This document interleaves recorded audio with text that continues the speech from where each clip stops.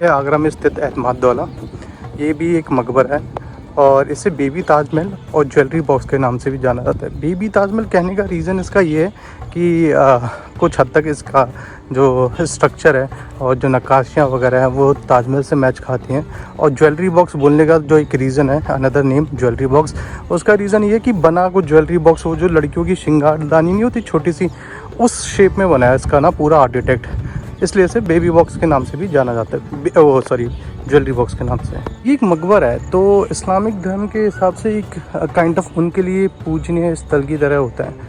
तो अगर आप देखोगे तो सब ने यहाँ पे जूते चप्पल उतारे हैं। हिंदुस्तान के बहुत सारे मकबरों में अंदर जाने के लिए जूते चप्पल पहनने से मना करते हैं, तो ये एक रीज़न है, वन ऑफ द रीज़न कि जूते उतारने के लिए क्यों बोला गया है। वो बॉक्स दिया कि आप जब अपने जूते उतार लो तो वहाँ से वो काइंड ऑफ स्लीपर्स होती हैं वो पहन लो, और जिसकी वजह से आपको ये पत्थर गर्म ना लगे। पर मैं बारिशों के वक्त आया हूँ तो इतना गर्म लग भी नहीं रहा। तो चलो अब हम इस मकबरे के अंदर चलते हैं, फिर आपको मैं धीरे धीरे इस जगह की हिस्ट्री बताना स्टार्ट करता हूँ, तो बने रहिए।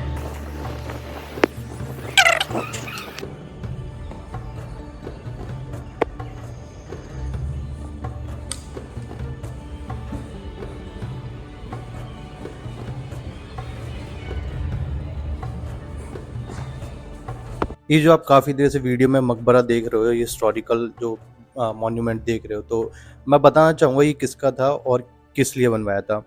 तो किसका था? ये था गयासुद्दीन बेग का। गयासुद्दीन बेग अकबर के दरबार में मंत्री थे और नूरजहाँ, जो जहांगीर की वाइफ थी, नूरजहाँ के पिताजी थे।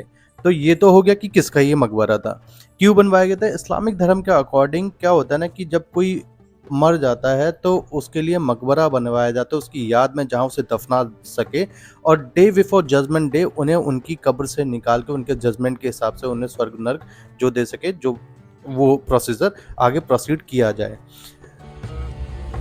ये उनके पिताजी और माताजी की कब्र। अब इस कब्र पे ये सिंबल होता है, ये एक मेल की कब्र है, ये एक फीमेल की कब्र है। तो इनके पिताजी, ये इनके माताजी, और बीचों बीच की ये जस्ट सेंटर में देखिए करेक्ट कि, तो उसका एक वो होता है कि अगर किसी कब्र सेंटर में है तो तस्मीन की काफ़ी इम्पोर्टेंट पर्सन रहे होंगे मुग़ल पीरियड में। मैं अगर बात करूँ ना तो ताजमहल, हुमायूं का टॉम,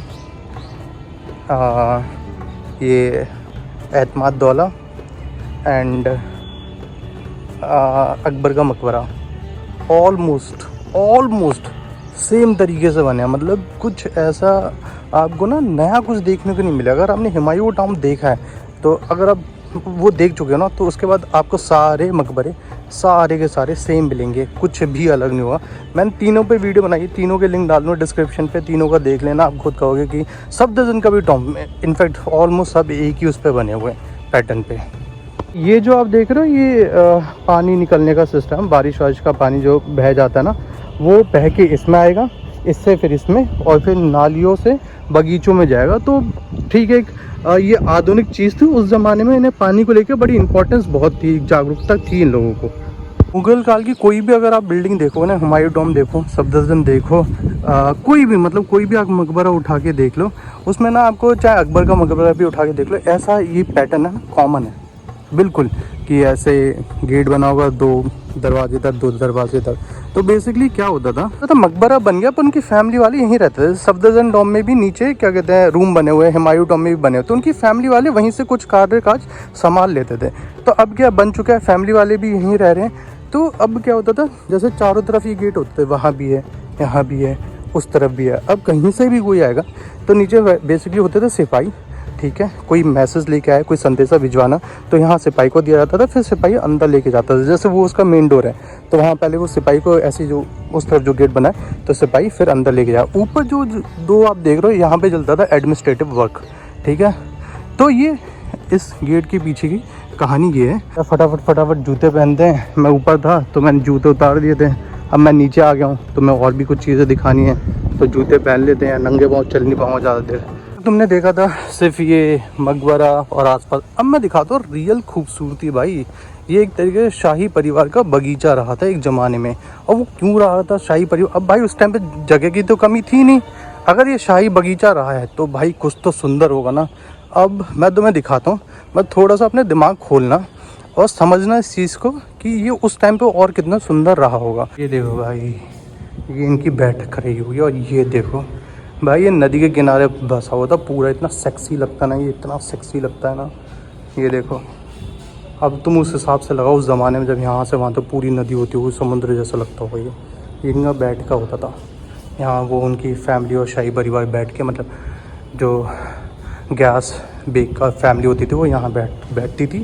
और ये व्यू देखो यार, $1,000,000 व्यू है भाई। प्रॉपर्टी भी खैर $1,000,000 ही होगी। ये देखो, उस ज़माने में तहखाने बहुत बनाते थे।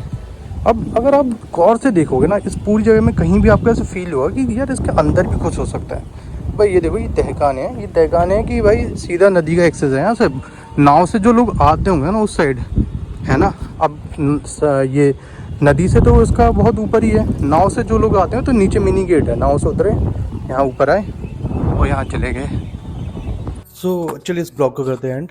तो बेसिकली जो मकबरे बने होते थे वो बने होते थे किसी की याद में या किसी को दफनाया गया हो। और हर किसी के मकबरे नहीं होते, जो कि ऐसा होता है जो भी मुग़ल कालीन में कोई ऐसा इंसान रहा हो जिसकी कुछ अहमियत रही हो मुग़ल दरबार में, बस उन्हीं के बनते। तो मकबरे में ऐसा कुछ नहीं होता कि जो आपको जाए, आप वहाँ जाओ और आप बहुत कुछ एक्सप्लोर कर सको इनकी हिस्ट्री रिलेटेड, नहीं। अब जैसे गयासुद्दीन बेग का एक मकबरा था, तो इनकी बस ये कहानी है कि हाँ, अकबर के दरबार में थे और नूरजहाँ के पिताजी थे। तो ये एक वो है, अब वहाँ जाके इतना कुछ वो नहीं है कि आपको हिडन फैक्ट या कुछ ऐसा मिले कि इंटरेस्टिंग, समथिंग वेरी इंटरेस्टिंग। तो वहाँ आप विज़िट कर सकते हो उनकी कहानी जानने के लिए, ठीक है। अब बात है कि अगर आप आगरा आए हो तो आपको ये जगह विज़िट करनी चाहिए या नहीं करनी चाहिए। तो इस पे मेरा ये है कि हाँ, खूबसूरती की अगर बात करें तो ये जगह है खूबसूरत, आपको एक बार विज़िट करना चाहिए। कंपैरेटिवली छोटा मकबरा है, ज़्यादा टाइम नहीं लगता, 20-25 रुपए की टिकट है। 20 मिनट में आप घूम सकते हो, फ़ोटोज़ खिंचा सकते हो, अच्छी जगह है। आए हो तो विज़िट कर सकते हो।